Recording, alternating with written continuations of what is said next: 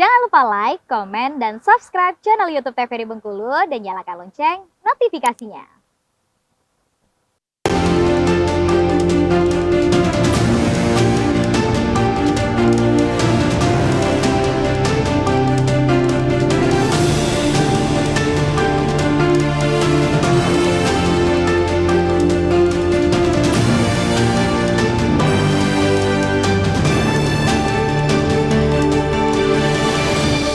Baik, kembali pemirsa di Berndo TVRI Bengkulu untuk kesempatan hari ini Senin 4 September 2023 tentunya dengan tema kita mengenai waspada kebakaran hutan. Dengan narasumber kita ada Pak Samsul Hidayat selaku Kabid Perencanaan Pemanfaatan Hutan dan KSDAE DLHK Provinsi Bengkulu, dan juga ada Bapak Melian Sori selaku warga. Kita kembali berbincang dengan Pak Samsul Hidayat tentunya yang mungkin akan menambahkan mengenai dampak yang terjadi tentunya tentang kebakaran hutan yang tadi telah disampaikan oleh Pak Melian Sori. Mungkin boleh silakan Pak.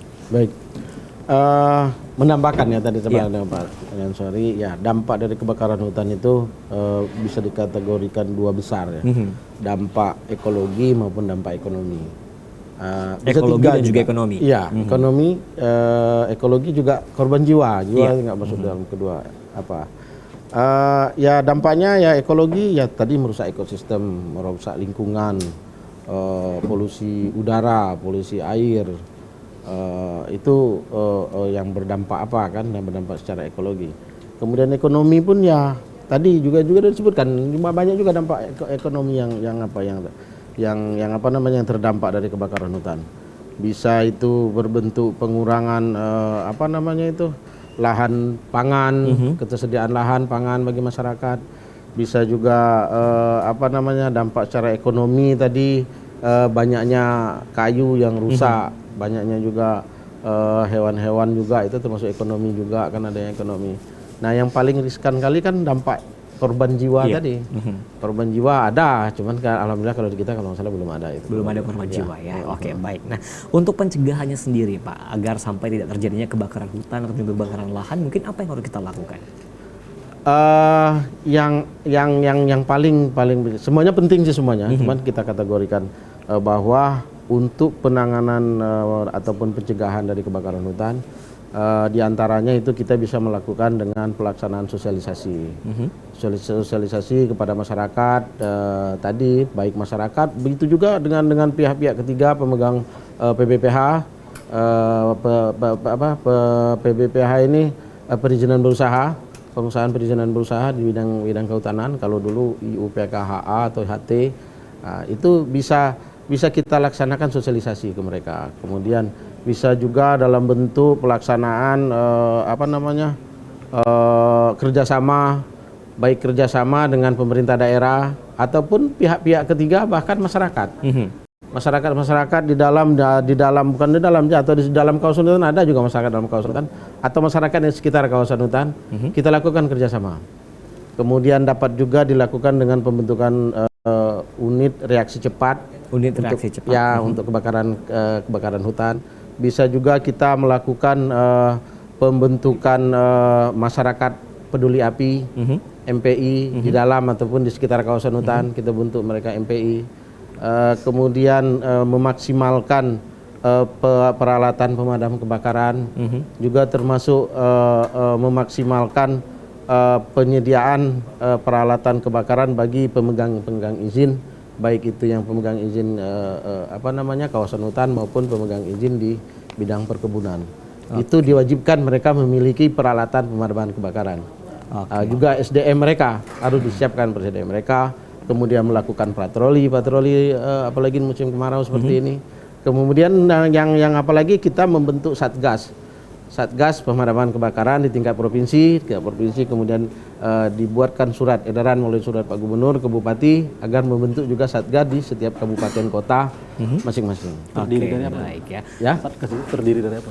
Satgas itu semua elemen dilibatkan. Semua maksudnya itu pihak kepolisian, pihak TNI, masyarakat, pemegang perizinan. Itu sudah dilakukan untuk pembentukan Satgas itu sendiri? Sudah. Kalau di tingkat gubernur, di tingkat provinsi sudah ada SK yang dikeluarkan oleh Pak Gubernur itu tahun 2017.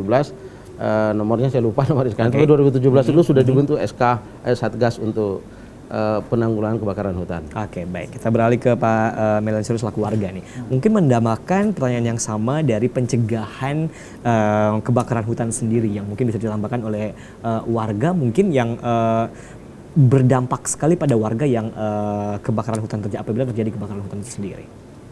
Ya, pencegahan itu tentu apa yang disampaikan Bapak kita tadi dari LHK itu sudah mencakup semua kan, berkaitan dengan kalau tadi ada Satgas Penanggulangan, apakah penanggulangan itu juga termasuk dari pencegahan? Saya belum tahu juga kan. Oke. Nah, ini yang paling penting adalah pencegahan, karena kalau penanggulangan itu kan artinya sudah terjadi semacam unit reaksi cepat kan. Nah, yang paling penting juga adalah pencegahan. Nah, ini kan yang terkait dengan pencegahan ini semuanya mesti terlibat kan, bukan hanya dari pihak pemerintah, aparat, termasuk mungkin juga melibatkan masyarakat, termasuk juga aktivis lingkungan, bisa jadi seperti itu kan. Betul. Harusnya dilibatkan secara komprehensif, tokoh-tokoh masyarakat, aktivis lingkungan, termasuk juga mungkin dari kalangan tokoh-tokoh agama, sehingga secara keseluruhan upaya pencegahan itu lebih masif. Karena yang paling penting itu mencegah daripada kita menanggulangi. Kita lihat bagaimana kebakaran hutan itu di daerah Jawa Timur saja, Gubernur Jawa Timur itu turun langsung lewat helikopter. Itu kan sudah susah sekali kan kalau sudah melakukan terjadi kebakaran hutan pakai helikopter menjatuhkan air, dan itu efektivitasnya mungkin sangat sedikit sekali karena hutan begitu luas kan. Nah, makanya diperlukan pencegahan. Yang paling penting adalah dari pemerintah dan unsur-unsur yang lainnya melakukan sosialisasi kepada masyarakat yang mungkin di daerah dekat hutan, memberikan sosialisasi agar masyarakat ikut terlibat, ada kesadaran, sehingga pada saat masyarakat ini terlibat secara keseluruhan, jadi ada kesadaran. Dan kalau masyarakat ingin membuka lahan, tentu tidak dengan membakar hutan. Kalau ke hutan, kalau lagi merokok misalkan, tidak membuang puntung rokok sembarangan. Karena ini sangat penting sekali, lebih baik kita mencegah daripada kemudian kita sudah melakukan memadamkan. Karena itu sangat berat sekali dan memakan anggaran yang sangat berat sekali. Dari masyarakat juga, apalagi di musim kemarau ini, tentu akan berpartisipasi aktif dalam membantu pemerintah agar kemudian bencana kebakaran di Kota Bengkulu ataupun di Provinsi Bengkulu ini bisa sama-sama kita cegah secara bersama-sama. Yang paling penting karena pemerintah ini adalah mereka yang mendapatkan mandat dari rakyat dan mereka juga mempunyai anggaran terkait itu. Yang harus lebih dimasifkan, apalagi ini sudah ada kejadian di Kota Bengkulu, sudah terjadi kebakaran lahan. Nah, ini harus bergerak cepat, bukan hanya dari Poldanya. Nah, Polda kita apresiasi lah tadi kan kita sudah sampaikan, tapi bagaimana pemerintah Kota Bengkulu, pemerintah Provinsi Bengkulu, termasuk mungkin di kabupaten, karena kalau di kota ini kan hutannya sedikit kan, hanya lahan-lahan kan, tapi kalau di kabupaten, nah ini pemerintah Provinsi Bengkulu dengan satgas yang sudah dibentuk di SK-kan gubernur itu, mungkin sesegera mungkin melakukan koordinasi antara satgas di kabupaten, kota dan sebagainya. Mungkin kepala daerah juga harus segera cepat bertindak, mengantisipasi jangan sampai nanti terjadi kebakaran hutan secara masif di Provinsi Bengkulu yang akibatnya kerugian besar bagi Provinsi Bengkulu dari sisi ekosistem tadi, apalagi kalau kemudian potensi terjadi korban jiwa. Dan bisa jadi banyak juga masyarakat yang membuka lahan yang di dalam hutan kan, nah itu juga berbahaya. Nah, kalau tidak cepat diantisipasi oleh pemerintah. Oke, baik. Baik pemirsa di rumah, nanti akan kita lanjutkan kembali tentunya untuk perbincangan kita di Berndo TVRI Bengkulu. Kita jeda iklan terlebih dahulu, tetap bersama kami di Berndo TVRI Bengkulu.